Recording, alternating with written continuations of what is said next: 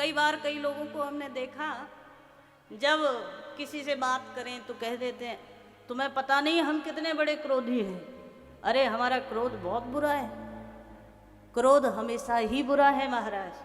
क्रोध दुर्गुणों में गिना जाता है। तात तीन अति प्रबल खल, काम क्रोध अरु लोभ। ये प्रबल खल कहे गए हैं, प्रबल शत्रु कहे गए हैं व्यक्ति के लिए।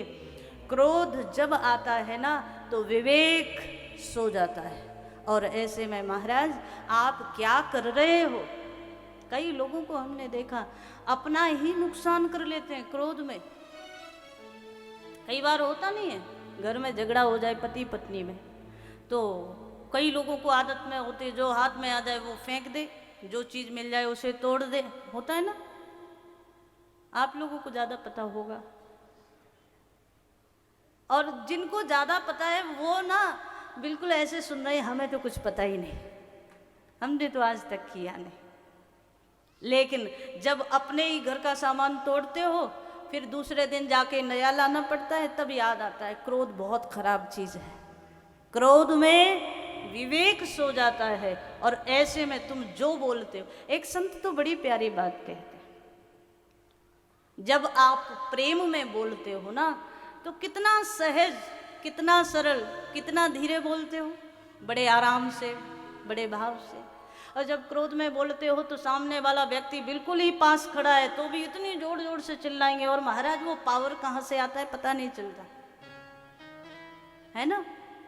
तो किसी ने पूछ लिया कि एक बात बताओ, क्रोध में व्यक्ति चिल्लाता क्यों है, इतना तेज तेज क्यों बोलता है? जिसको सुना रहा है वो तो सामने ही खड़ा है ना, वो तो धीरे भी सुन सकता है, तो क्रोध में इतना तेज बोलने की क्या जरूरत है?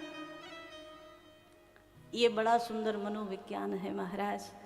क्रोध में जो तुम बोल रहे हो ना, तुम्हें खुद पता है कि वो शब्द क्रोध के वशीभूत निकल रहे हैं, और ऐसे में सामने वाले के हृदय तक वो शब्द नहीं पहुंच पा रहे हैं, तब तुम बड़ी जोर जोर से बोलना शुरू करते हो। और प्रेम में सहज बोलते हो तो भी पता है कि हमारे सहज बोले हुए शब्द भी सामने वाले के हृदय में उतर रहे हैं, तो सहज में भी आपकी वाणी वहाँ तक पहुँच रही है, काम कर रही है। लेकिन क्रोध में आपको लगता है कि नहीं, सामने वाले के हृदय तक नहीं पहुँच रहा है। कहीं ना कहीं क्रोध में दूरी ज़्यादा बढ़ जाती है, जानते हो ना।